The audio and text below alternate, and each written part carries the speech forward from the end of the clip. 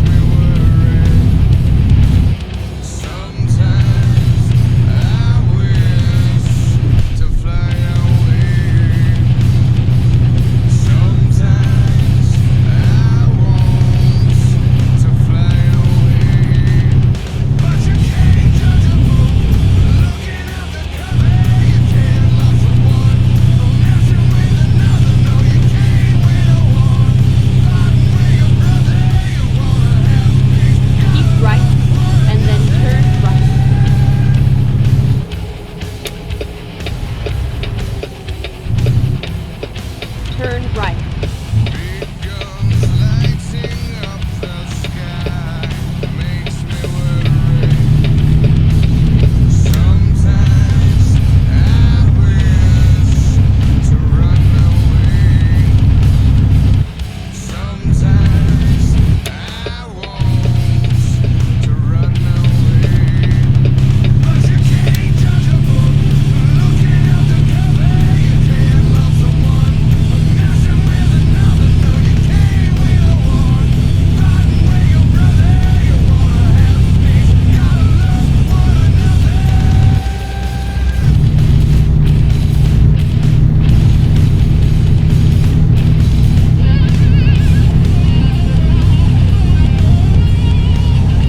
Straight on.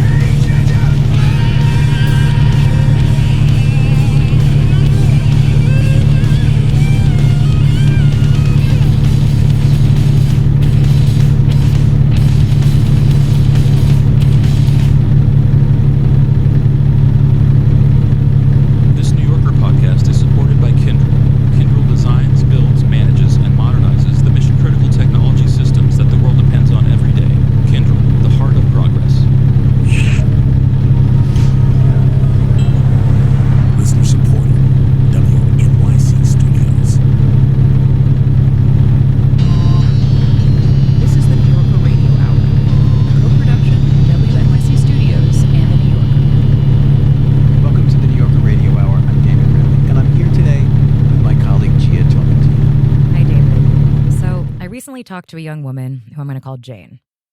I guess you could say I was the golden child. So she would always talk so bad about my sister, saying, oh, she got pregnant so young, she doesn't know how to take care of it, this and that. And then she'll turn around and tell all her friends, oh, my other daughter, she's so amazing, she has AP classes, she's a star student, so much and so on. So I knew it would be so hard for me to come up to my mom and kind of just drop that bombshell and tell her, hey, I'm pregnant.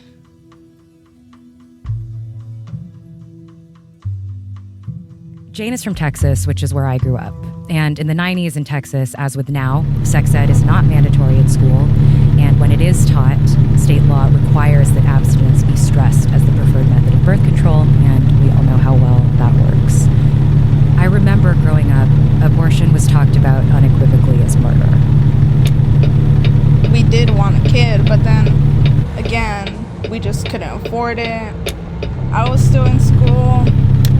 I was barely about to end school. I was about to graduate, so it was just so close. It was we're not going to be able to give it the life that we would want to give it.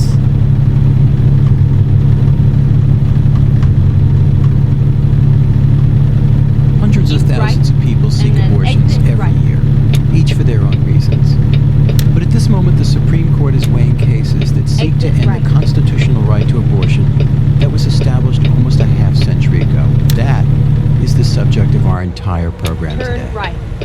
Conservative states like Texas have been making it harder to get an abortion for years, decades really. They've taken measures to narrow a time frame in which a woman can end a pregnancy, to complicate the process of getting an appointment, to restrict how and when clinics operate, with the idea that many of those clinics will eventually shut down. Jane was 17 and in high school when she got pregnant. She had an after-school job at a fast food restaurant. She told me that her morning after pill, also known as Plan B, had failed. We just drove around a bit, tried to get our minds a little more calmer. Yeah. And then that's when I started calling different clinics and trying to figure out how much money it was going to take, because I was working at that time. But since I was so underage, I just didn't know what to do. Yeah, so you had never had the conversation with anyone in your life, like, what would I do if I get pregnant? Yeah. Yeah. The reasons why we kept it to ourselves is because most of them, or the main ones, was because our families wouldn't accept us, and we knew it wasn't going to go to like a pretty path. It was going to be all messy. Except that you had gotten pregnant, or except that you needed an abortion, or both? Both. Straight on. And it was just really hard because it was just me and him dealing with it. Like, we couldn't really tell anybody. Another reason why I didn't say anything personally is because how, I guess you could say, society portrays everything that, oh, if you get pregnant at 18, your whole life is going to fail you. Right. And I just didn't want to hear all that judgment from everybody at my school. Right. Right. I'm sure you were also just so mad at your Plan B. Like, Yeah. I mean, like the number of times too, you know, people are like, oh, why weren't you careful? And you're like, I took Plan B, you know, like I tried. Yeah, like I did my best here, you know. Mm-hmm. And luckily, clinic, and she told me about Jane's due process and how to do everything and what steps to take. And so they told you call this organization. They help minors in Texas get abortions, and one of the centers of Jane's due process's work is that, you know, in Texas you can't, if you're a minor, you can't get an abortion without parental consent, without a judicial bypass, right? You have to kind of make your case to the court. So tell me about the how does getting the judicial bypass work? Well, as soon as you talk to your attorney, you start figuring out what you want to do and what clinics to go to. And first you have to confirm that you're pregnant, because pregnancy tests can be false sometimes. Gotcha. So we would have to do the ultrasound, and it was crazy because when I did it, I had to do it about 3 times.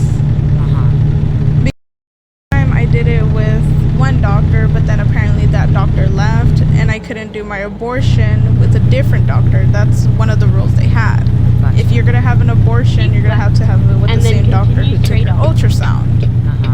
I was so upset, so scared, so nervous, because I remember when I was doing the Zoom meeting, it was before... With the judge, you mean? Yeah. Did you ever, were you afraid that, were you ever afraid that the judge was not going to approve? Oh yeah, a part of me said that I was going to fail and that it wasn't going to go my way, and I was just so paranoid about what's going to happen. And I was just so nervous because, again, it's a judge. You don't really think you're going to see a judge unless you're going to do a crime. Right. So it feels like the abortion is a crime in one way. Go straight on.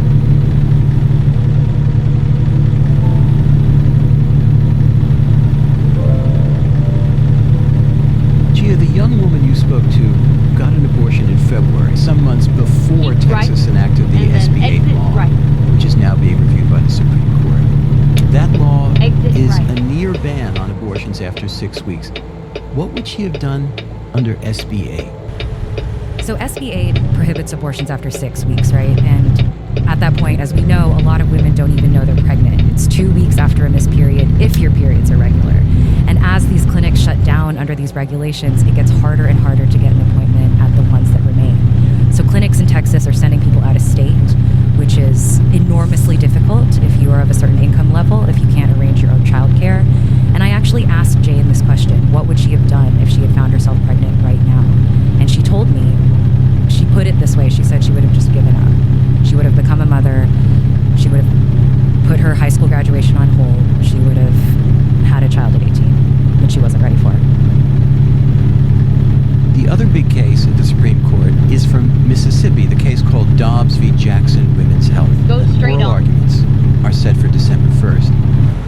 state of Mississippi has directly asked the court to overturn Roe v. Wade and Planned Parenthood v. Casey, which are, of course, the major precedents on abortion rights. The defendant there is Jackson Women's Health Organization, which is now the only remaining abortion provider in the state of Mississippi.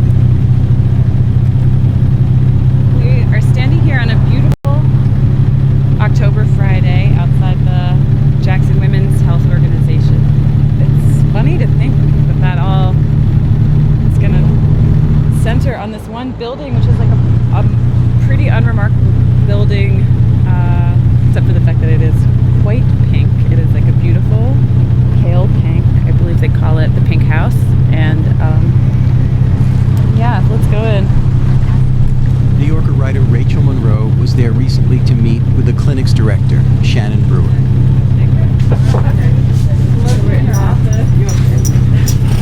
Hey, how you doing, sir? Shannon Brewer, she's the clinic. So we've been seeing a lot of patients this week. The Louisiana clinics are full, and then of course with Texas you got the SB 8 going on. So literally the same week it came into effect. The very first day our phones rang from 8 o'clock until we left that day, and it was like Texas people, and they were like on panic mode. They were crying, they were upset, they were going through so much. Normally we see patients 3 days a week. We're now seeing patients 5 and some weeks 6 days a week. Gosh. Yep, some weeks. Yeah. I've been here to be 21 years, and I started out part-time as a installation technician. It was like, it's just another job. I'm good, I got me a job, I'm happy, and once I started learning the political aspects of it, it changed to, I'm a part of something that's a little bit deeper than just clocking in every day. So a lot of women really don't know what's going on out here. They don't know about the fight. They don't know that we're dealing with these new laws that they're trying to put in place, and we're fighting all of these laws. They're amazed by it. Can you talk a little bit about who are the patients who come here? We serve in all types of women. There is no one type of women, because we're here in Jackson and we're the only facility in Mississippi. We do serve predominantly a lot of African American women here, a lot of women who are already struggling, as far as health care and stuff like that. They're already having issues with that. We serve a lot of those women, actually. We really do. Go straight on.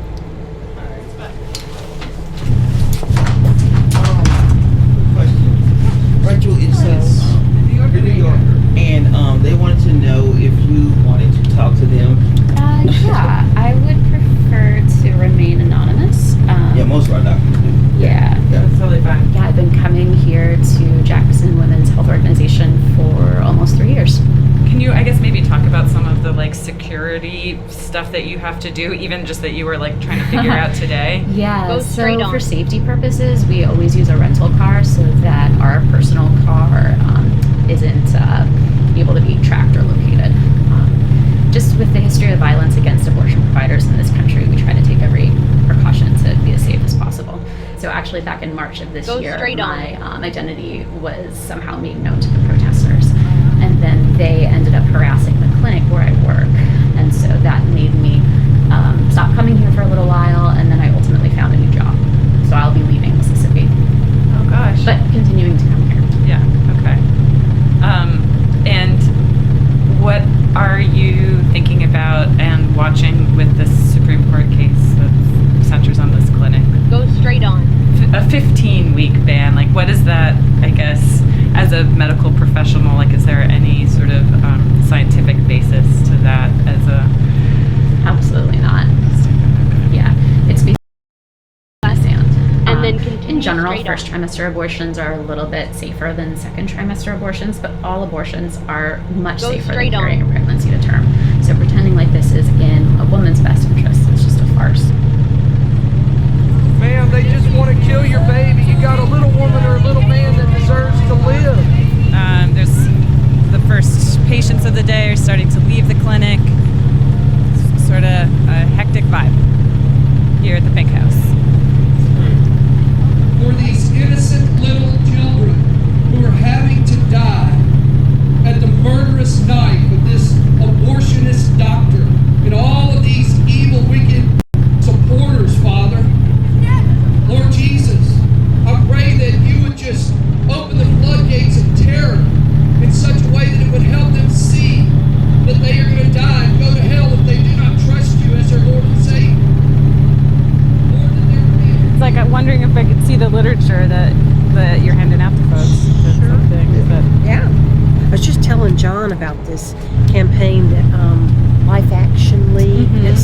What is 2363? What is 2363? Is the average number of babies that are aborted in America every day. Hard thing is, scientifically, I mean, DNA says it's a human being from the very beginning of conception. Now, it might not look like you and me, but it is a human being. I mean, at what point is it okay to abort that? 20 weeks where they've got some hair and eyelashes and they're totally, everything's working. Everything's present. So it's just a matter of, do you believe that it's a human being from the beginning or not? I think, and we do. And how long have you been coming out here? How long have you been up to this? I think about 12 years. Oh gosh, wow. Yeah. And are you paying attention to the Mississippi law that's now being heard by the Supreme Court case? Is that, you're smiling at that. Well, can I say I don't have time to really, I mean, my heart is here. My heart is trying to help women here. Okay. I do pray that Roe versus Wade gets overturned, and I would love to see it go back to each individual state. And I think that's where it belongs.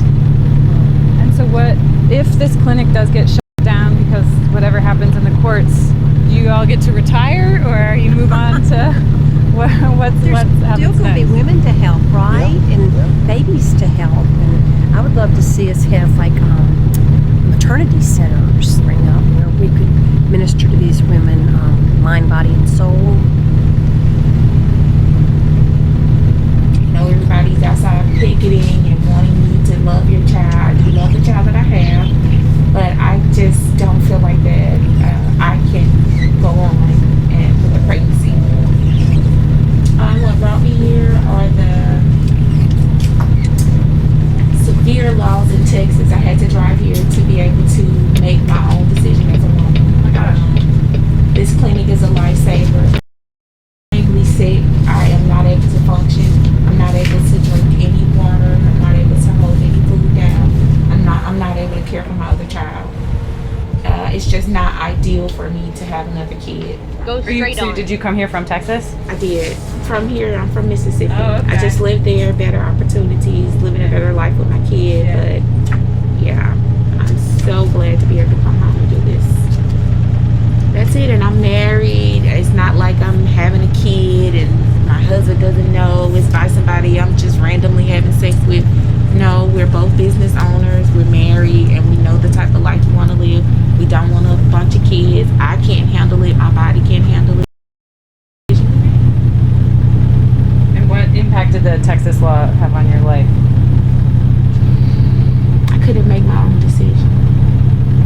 I feel like that's taken away from me. I feel like somebody else is telling me what I should do with my body. And it's not right. It's my body. It's my decision. It's my choice. It's my life. It's my soul if it's going to hell.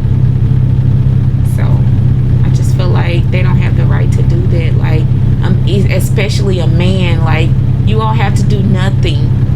We have to do everything. And you have a decision on what I'm going to do? I think not. So I drove all night. I left at 2:30 in the morning with my 6 3/4-year-old. We drove all night, dropped him off with grandma, and I'm here, and I don't feel bad one bit about it. Thank you so much for sharing that. Have a good day, everybody. Appreciate you letting me come and bother you. Do you think there's a chance that you all will have to close?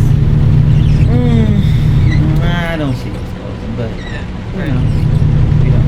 Like I said, this is probably the first time when people ask me about it that I don't have a definite answer because of the fact that it's the Supreme Court and they took it. Like, I still can't believe. I usually no, we're gonna fight this today, and we're gonna do this, we're gonna do this. But this time, you really don't know what's gonna happen. Are you gonna go for the arguments? Are you gonna go up there? Yes, we are. And that must be like, if it goes then it's like the case has the name of this clinic. Yeah. Does that bother you at all, or is that like? No, that doesn't bother me. The fact that it has the name of the clinic, because whichever direction it goes in, every in America, they'll know that we were here and we fought all the way to the end. They will know that we were here. Yeah. them at all times. So I don't have a problem with that at all. If they rule in a way that's not in your favor, then what next? The next day is we figure out how to help women in whatever way we can. The next step is not to just, we lost. The next step is always, how do we make this work? That's what women do. We figure out how to make something.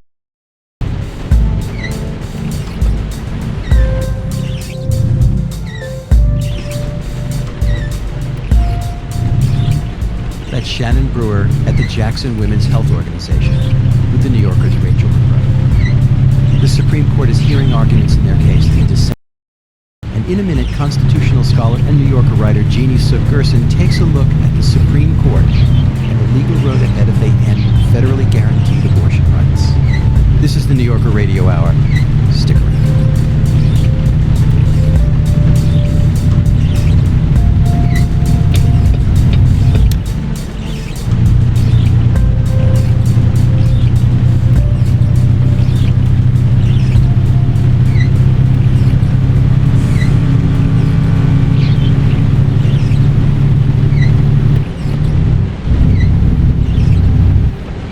This New Yorker podcast is supported by Kyndryl.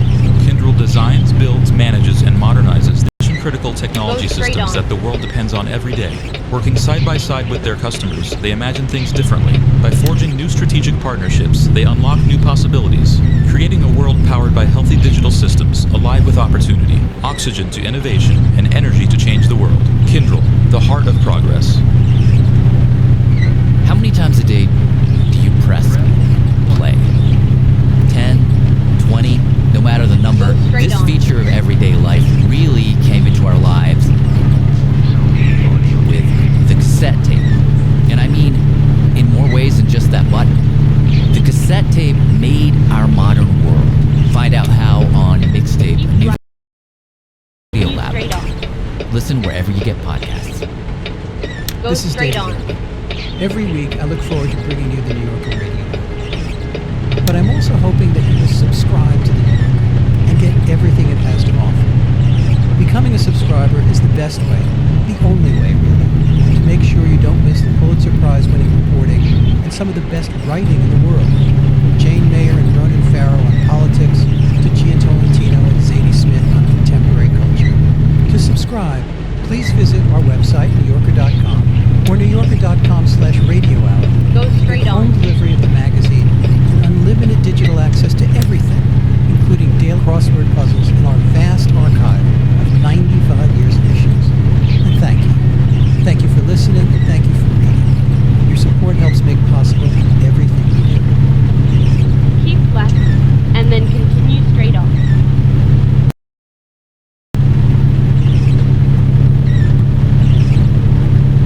This is the New Yorker Radio Go Hour. straight on. I'm Gia Tolentino. And I'm David Remnick.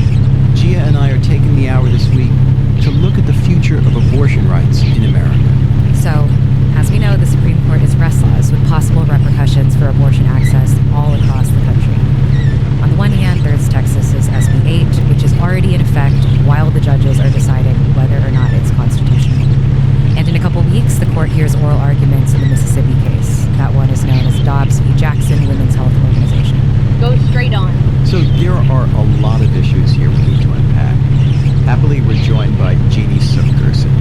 Jeannie is our colleague at the New Yorker, a constitutional scholar and a professor of law at Harvard. Jeannie, in recent months, Texas has taken very concrete legislative steps to ban abortion. Private citizens and the federal government have sued as a result, and soon the Supreme Court is going to be reviewing all of these actions. So please help us get up to speed on these cases and their chances in the Supreme Court. So in the Mississippi case that will be heard in early December, Mississippi is explicitly asking the Supreme Court to overturn Roe versus Wade. So Mississippi passed a law that clearly contradicts Roe versus Wade, and that law essentially says that you cannot get an abortion after the 15th week of pregnancy. That contradicts Roe versus Wade because Roe versus Wade and then the subsequent case that clarified it, Planned Parenthood versus Casey, made clear that until the point of viability, a person does have a right to an abortion, and viability at this point is thought to be 23 to 24 weeks. So 15 weeks versus 24 weeks, that's the gap where it contradicts the Supreme Court's abortion precedents. The Texas law is even more in violation of Roe versus Wade in that it tries to prohibit abortion after the 6th week of pregnancy. The thing about the Texas law that is different from the Mississippi law and different from other abortion restrictive statutes is that normally when you want to challenge a law as unconstitutional, what you do is go into court and say the state has passed this unconstitutional law and deputize a state official to enforce it. Here, it specifically says that state officials cannot enforce this law, only private citizens. So the only way that an abortion provider can challenge a law like SB 8 is to wait until they are sued by a private citizen under SB 8. That means that they will be chilled from actually performing abortions, and that essentially creates a reality in which abortion rights are very severely restricted, if not eliminated, in the state of Texas. So what made certain players in Mississippi and Texas think that they could somehow bypass, override, or plow through Roe versus Wade in the Supreme Court? Well, ever since the Casey decision, states have been trying to do what they can within the bounds of the Supreme Court's abortion jurisprudence to try to limit abortions in whatever ways that they think are permissible. Well, in the recent past, we've moved into a new era wherein states are trying to actually that they know are unconstitutional under the Supreme Court's cases, and they're doing so precisely because of the change in personnel on the Supreme Court, because they can count the votes and they can see that there will be a majority of justices who probably disagree with Roe versus Wade and might be willing to overturn it. Right, the Supreme Court in its majority now is anti-abortion, I think it's fair to say. But do you see evidence that the judges may be offended by this strategy in a legal sense, and that they may rule against them? David, as to your question about whether justices are offended, I mean, they certainly ought to be, and it goes really, the last time we had a significant challenge, and I'm not exaggerating to say this is as significant, to federal judicial power was after Brown versus Board of Education, which was also about a constitutional right, of course, and we had states in the South saying we don't want to obey Brown versus Board of Education, and we have our own interpretation of what the Constitution requires. And the Supreme Court said, no, we are the arbiters of what the Constitution says. We decide what the Constitution says, not you, the states. And the Supreme Court is now faced with not only the issue of abortion, which it will directly address in the Dobbs case, but in Texas, the whole women's health case, they are actually deciding a question that is completely, in some ways, divorceable from abortion altogether. It's about their own authority as a Supreme Court. Who is supreme here? Supreme here, or are the states? Who is supreme here? Well, and as a Texan and as someone who loves my state in many ways, it is a profoundly Texan ideology and strategy. You know, this is a state where the state flag flies more than the. And every year, you know, I just remember I was talking to a bunch of people in Texas around when SB 8 was allowed to go into effect. And they were reminding me that every single year at the state legislature, you know, it's dozens of bills, anti-abortion bills that are trying strategies, right? It's anti-abortion spaghetti being thrown against the wall, and this one happened. This strange law happened to stick. Well, many. I like the expression of anti-abortion spaghetti being thrown. Particular spaghetti, they knew had a good chance of having some more sticking power because of the change in composition of the Supreme Court. And the Supreme Court, I have to say, they have to be disturbed by that, or they ought to be, because do they really want to look like a body that essentially can be manipulated in this way? That essentially the law, that you will basically try to get around constitutional rights because instead of another person, and essentially it comes down to who got elected president before that. So it would be very mystifying to me to have the Supreme Court actually, in the Mississippi case, say Roe versus Wade is overruled. There are, of course, many things they can do short of overruling that can be quite devastating. But I am not expecting to read a ruling months from now where they say, we hereby declare that Roe versus Wade is no longer good law. You don't? You don't think they'll overturn it? No, I don't think that we're going to see an outright overturning of Roe versus Wade. I think we're going to see something more along the lines of Casey in 1992. And that move is just to say we're not overturning, but here we're clarifying. And so they're probably going to do something that clarifies the meaning of undue burden, which is language that was first expressed in Casey, and to try to clarify what undue burden means in a way that makes abortion harder to obtain. But overturning Roe altogether, it just would be so embarrassing to the court, so bad for its legitimacy. And just think about the year we've had. This is 2021. We're in a year, first of all, where we started the year with a violent attack on the Capitol, on our lawmakers. And everyone knows that the situation is such that Roe versus Wade represents not only the right to an abortion, but in some ways, it's so much larger than that. Roe versus Wade represents the legitimacy of the court and the court's decision. So on the right, Roe versus Wade represents how the court isn't legitimate because it did something. It essentially made up a constitutional right that's not even in the Constitution.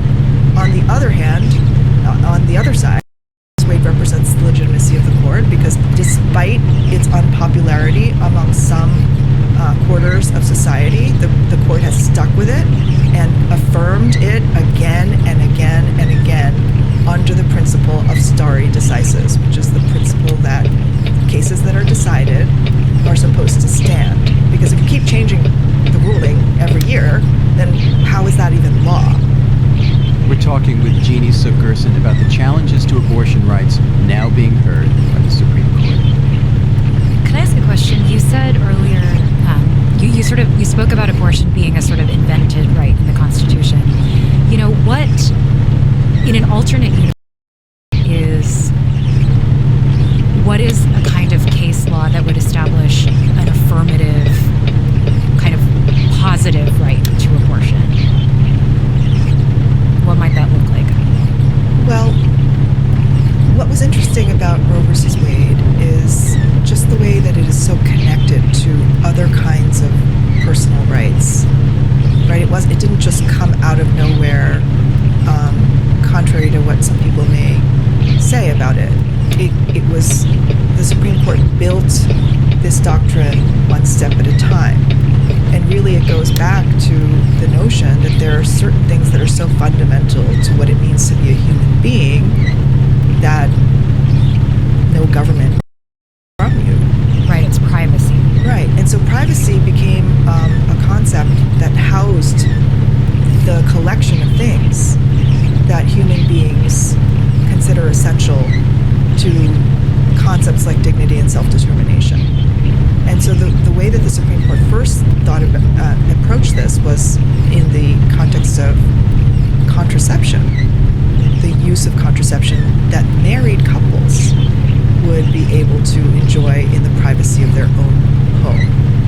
And the Supreme Court, faced with that, I think was offended at the idea that the state would get to say whether a man and wife would use contraception or not in their own private sex life in their bedroom. And that was really the imagery and the rhetoric and just kind of like get Big Brother out of here kind of idea that led the Supreme Court to say due process protects that right, essentially privacy, the privacy of the bedroom, the marital home. That was very essential. And of course, that once you have that, then you can extend it to the right of everyone to use contraceptives without the state telling you whether to do it or not, whether you're married or not. And then that leads to the contraception, being a reproductive decision that's then that provides a bridge to abortion decisions. That you don't want to get pregnant, you should get to choose if you get pregnant or not, and you should get to choose whether you have a baby or not. And so it's one step at a time. It's not like completely coming out of whole, invented out of whole cloth. And then, of course, we know that out of abortion comes the have the state not be able to tell you that you can't have sex with a same-sex partner. In 2003, we out of those cases, we get the ruling that the state can't criminalize same-sex sexual conduct because that's also part of the privacy, particularly in the home, in the bedroom. And then out of that comes gay marriage, same-sex marriage. So this is like an entire web, step by step, built step by step, one case at a time. And so for now, people can say, well, maybe abortion rights wouldn't be so threatened right now if we had had an alternative, a road that could have been taken instead of this one. Well, some people have said that. In fact, Justice Ruth Bader Ginsburg once, several times suggested that due process and privacy were not really the best way to protect a woman's right to an abortion, that in fact it would have been better if basically the Equal Protection Clause would have been used instead. And there it would be because women have the right to equality and the government should not discriminate on the basis of sex, given the central importance of reproductive choices to a it would be important for the state to respect that choice because otherwise it would be discrimination on the basis of sex. Now that's an argument that could have been pursued. Many people did think that that was a very promising argument, but once you've got the Supreme Court on board with the privacy doctrine and the contraception, you've got the path dependence, and that's how abortion doctrine went. So what happens if the laws in Texas and Mississippi are upheld? Does the whole house of cards, the whole legal structure that has been supporting the right to privacy, does it all collapse? The Supreme Court would have to do some very fancy footwork for that not to be the case.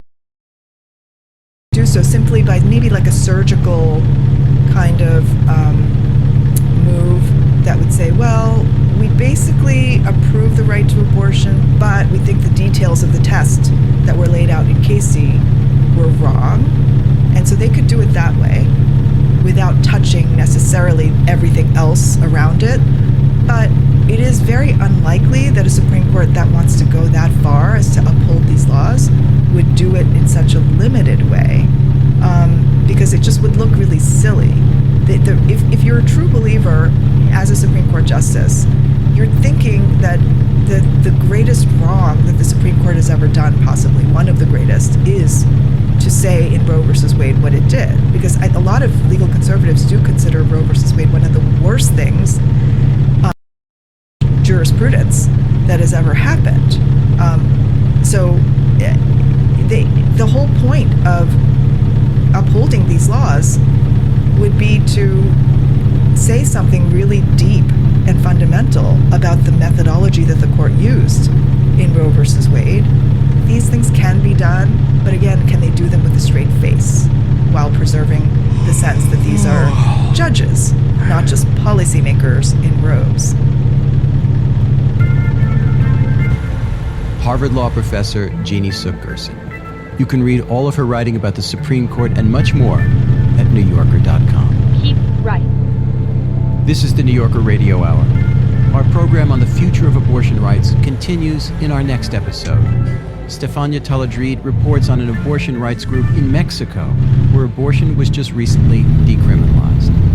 The group is now turning its attention to health where abortion has been quite nearly banned. That's next time, so please join us. The New Yorker Radio Hour is a co-production of WNYC Studios and The New Yorker. Right. Our theme music was composed and performed by Meryl Garbus of Tune Yards, with additional music by Alexis Cuadrado.